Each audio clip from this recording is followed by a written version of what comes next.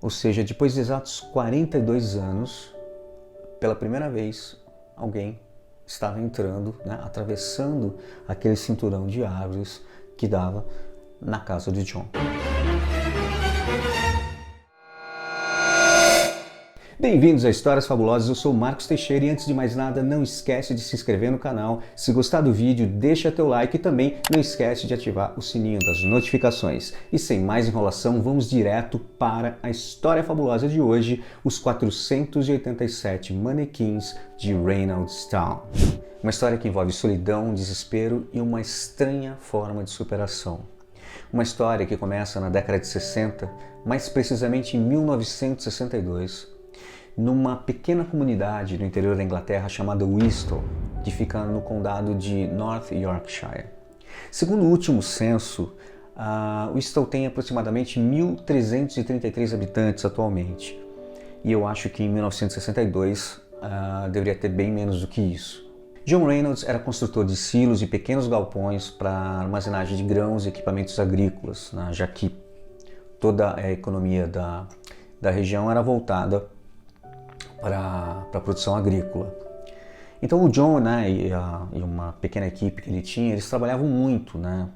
Uma porque ele praticamente era a única empresa que tinha ali por perto que prestava esse tipo de serviço, e muito também pela reputação que o John tinha por pregar esporadicamente na igreja All Saints Church, que era uma igreja que ficava no centro da comunidade e foi construída no século XV, né?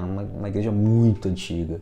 John era um homem religioso, caseiro, alegre, muito comunicativo, e ele vivia tranquilo numa casa confortável, né, junto com sua esposa Elizabeth e suas duas filhas, a Dorothy e a Pamela, né, numa pequena propriedade rural ali nos arredores de Whisttle, onde ele criava abelhas e também mantinha uma pequena produção artesanal de geleia de amora. Sua esposa trabalhava numa confecção local que produzia uniformes, né, roupas para médicos e enfermeiras, e suas filhas estudavam numa escola primária que ficava funcionava dentro da casa paroquial da igreja. O John tinha na época 36 anos, sua esposa Elizabeth tinha 32, sua filha Dorothy 5 e sua filha Pamela 9 anos. Mas em 17 de julho de 1962, uma noite quente e tranquila de verão, aconteceu a tragédia que mudaria a vida do John e de toda a comunidade para sempre. Era época de colheita e a Ramsay Road, uma rodovia que passava nos arredores da cidade, ficava bem mais movimentada. E nesse dia sua esposa e suas duas filhas passaram a tarde toda na casa paroquial da igreja, ajudando a montar uma feirinha de artesanato, né, para ajudar a arrecadar fundos para obras de caridade. E o John estava numa fazenda fechando mais um contrato de trabalho. A Elizabeth aceita a carona de um casal de amigos ao invés de pegar um ônibus com as filhas, né, para casa. E logo depois, né, alguns minutos que eles estavam na estrada já na direção de casa, um cavalo invadiu a pista. O amigo que está na direção se assusta, perde o controle e o carro acaba batendo de frente com um caminhão carregado de batata. Só que o impacto foi tão violento que o motor do carro que eles estavam foi parar dentro de uma plantação, né, assim, sei lá, 50 metros de distância em relação à beira da pista, né, ao acostamento. Infelizmente, todos os ocupantes do carro e o motorista do caminhão faleceram no local. O John fica sabendo do acidente através do dono da fazenda, que recebeu uma ligação do chefe de polícia local, que, por coincidência, era irmão do John. Ele entra imediatamente em choque e eles, obviamente, não deixam ele ir até o local do acidente porque é uma cena muito triste. Esse foi o maior acidente, né, que já aconteceu naquela comunidade e abalou demais, né, a cidade. Inclusive o prefeito declarou 3 dias de luto e ordenou a construção de um pequeno monumento ali em homenagem às vítimas ali no local do acidente. O John teve que ser medicado no hospital, mas ele se recusou a passar por uma consulta, por uma sessão com uma psicóloga. E no dia do enterro das suas filhas e da esposa, né, praticamente toda a comunidade estava presente e era nítido que ele estava sob efeito de fortes calmantes, né? Nas semanas seguintes ainda, o John era visto fazendo compras, né, suprimentos ali no mercadinho próximo à rua principal, mas essas aparições foram se tornando cada vez mais raras. O John conseguiu uma espécie de aposentadoria por invalidez e se isolou. Também passou toda a lista de clientes de sua empresa para o seu sobrinho Liam cuidar, e aí ele se recolheu definitivamente na sua propriedade. Mas alguns amigos ainda o procuravam, né? Iam até lá, mas eles diziam que as conversas se reduziam a tediosos monólogos onde ele sussurrava sims e nãos. Então, com isso, as visitas começaram a se tornar mais raras e até os telefonemas também, né, começaram a acontecer com menos frequência. Depois de alguns meses, o John volta a ser visto na cidade comprando material de construção na loja do Harry Collins, que era, além de padrinho de casamento, era também colega de escola dele. E era muita madeira, tijolos, tinta, né, que era carregado na sua picape pelo menos 2 vezes por semana. O próprio Harry, né, e os funcionários da loja tentavam puxar papo com o John, mas ele sempre evitava, né, a conversa. E as poucas vezes que ele conversava, ele respondia que estava fazendo reformas, né, na propriedade dele.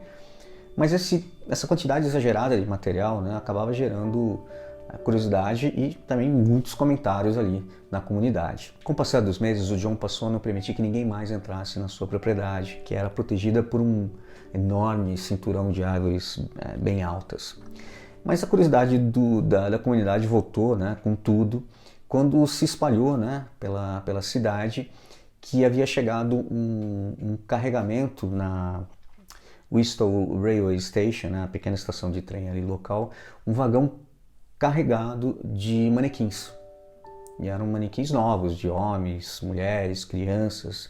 Segundo o cálculo do chefe da estação, eram mais de 400, né? O que era muito louco, porque a cidade só tinha 4 lojas que usavam manequins, ou seja, tipo 12 manequins já eram mais do que o suficiente para isso. Mas a notícia ficou ainda mais curiosa quando é anunciado que aquela carga de manequins era uma encomenda de John Reynolds.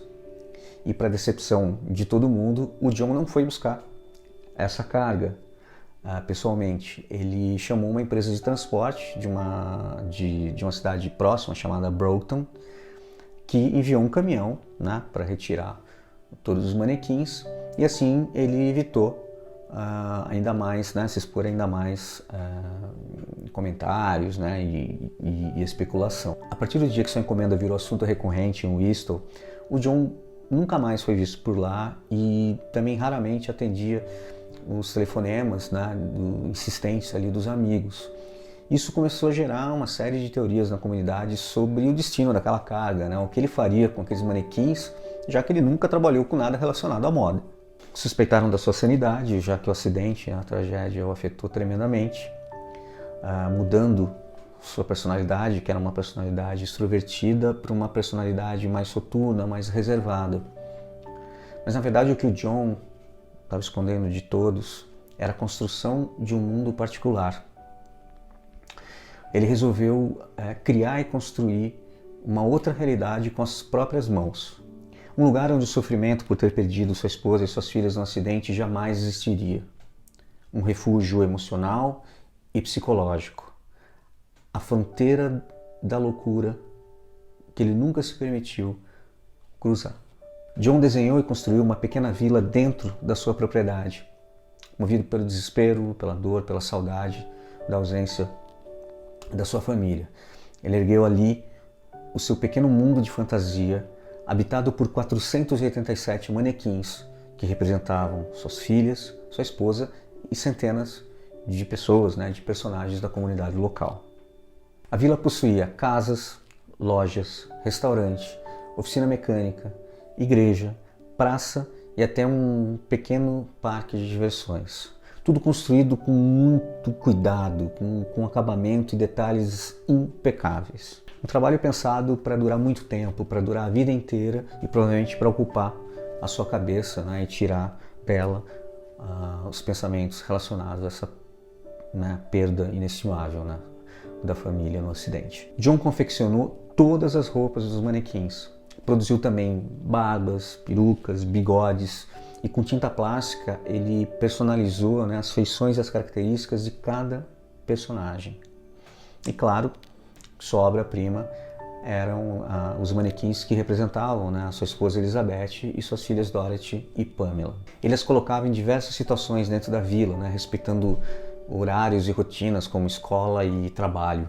Ele também visitava lojas e a agência bancária, onde tinha um cofre lá dentro com dinheiro de verdade, e interagia, né, com os manequins como se eles estivessem ali vivendo de verdade, né, uma rotina mórbida e solitária. Na pracinha, ele instalou alto-falantes atrás de uma bandinha, né, de manequins vestidos com fardas comemorativas, e aos domingos ele pregava na igrejinha da vila para uma plateia ali, né, lotada de manequins fiéis. Sua subsistência vinha de uma plantação própria, né, de pomar, e de uma pequena criação de animais. E no jantar, ele sempre colocava, né, a sua família manequim ali sentada na mesa e servia todos os pratos, mesmo que depois tivesse que jogar toda a comida fora. Às vezes, ele levava a sua esposa manequim de carro até o restaurante da vila para um jantar romântico à luz de velas. E assim o John levou sua vida até o dia 12 de janeiro de 2004, quando depois de 2 dias sem conseguir contato com ele pelo telefone, o Liam, né, seu sobrinho, resolve chamar a polícia. O Liam, assim como seu pai e os amigos do John, sempre respeitaram sua vontade e nunca mais entraram na propriedade dele desde a chegada daquele carregamento de manequins. 2 viaturas da polícia local, na companhia do Liam e um primo, entraram na propriedade por volta das 7 da noite. Ou seja, depois de exatos 42 anos, pela primeira vez, alguém estava entrando, né, atravessando aquele cinturão de árvores que dava na casa de John. Ninguém acreditou no que viu. Uma pequena vila com todas as luzes acesas, lojas com placas luminosas e um coreto onde uma banda executava ali músicas marciais. Eles de longe achavam também que tinha um monte de gente por lá, né, em pé nas calçadas. Então eles resolvem parar o carro a uma certa distância e seguem a pé, né, caminhando lentamente com cuidado na direção da rua principal. Todos em silêncio ali, abismados, né, com os olhos arregalados com o que eles estavam vendo e ouvindo. Ao chegar mais perto vem outro choque. Não eram pessoas, eram manequins que estavam lá, né? Os famosos manequins, que estavam ali em pé, né, próximos uns aos outros, como se estivessem interagindo. Nesse momento o Liam chega a passar mal, né, uma sensação de desmaio, ele é acudido por um dos policiais, e eles chamam o prefeito e também chamam reforços. Antes de sair explorando a cidade, o Liam e os policiais resolvem tentar encontrar o tio, né? E vão para a casa dele, que está com todas as luzes apagadas. Eles entram, acendem a luz e começam a chamar pelo John sem obter nenhuma resposta. Nisso, um dos policiais dá um grito no corredor. Eles vão correndo para lá e o policial tinha aberto um dos quartos. E aí eles se veem diante de uma cena bizarra, né? Era o quarto das meninas, que estava praticamente intocado. E em cada cama tinha um manequim com um pijama, um manequim de menina, né? De pijama, devidamente coberto. Em cada cama uma plaquinha, Dorothy, na outra Pamela. E próximo a uma das camas tinha uma banqueta com um livro de história infantil aberto. Ou seja, o John provavelmente contava histórias para as duas antes de dormir todos os dias. Eles seguem a busca pelo corredor e, ao entrar na suíte principal, eles encontram o John sem vida, deitado na cama, ao lado da versão manequim de sua esposa Elizabeth que também vestia pijama e camisola. O prefeito chega e junto com ele chega a imprensa, que é imediatamente retirada do local pelos policiais. Segundo os médicos legistas, o John morreu de causas naturais, né? Ele viveu ali recluso, né? Evitando a realidade por 42 anos. No cofre que ficava dentro da agência bancária da vila foram encontrados vários diários e vários rolos de filme 8mm, onde o John registrou toda a construção da vila e também deu depoimentos, né, sobre a rotina dele nos primeiros meses depois da conclusão da obra. Num dos diários foi encontrada uma carta onde havia instruções para o seu sobrinho Liam para que após a sua morte toda a vila fosse demolida e os manequins fossem enterrados na sua propriedade para evitar que o seu pequeno mundo particular acabasse virando uma atração turística bizarra. O Liam realizou o desejo do tio e tudo foi demolido em aproximadamente 3 meses após a sua morte. E os manequins de Dorothy, Pamela e Elizabeth foram colocados em caixas de madeira individuais e enterrados numa grande área próxima à casa do John. Os filmes de Super 8 e os diários de toda a saga do John infelizmente se perderam no incêndio causado por um raio que atingiu o celeiro do seu sobrinho Liam. E assim, toda a memória de Reynoldstown, como a vila ficou conhecida, se perderam para sempre. Bom, se você gostou dessa história maluca, não esquece de se inscrever no canal, deixa teu comentário e também não esquece de ativar o sininho das notificações para ficar sabendo das próximas histórias fabulosas. Valeu, até mais!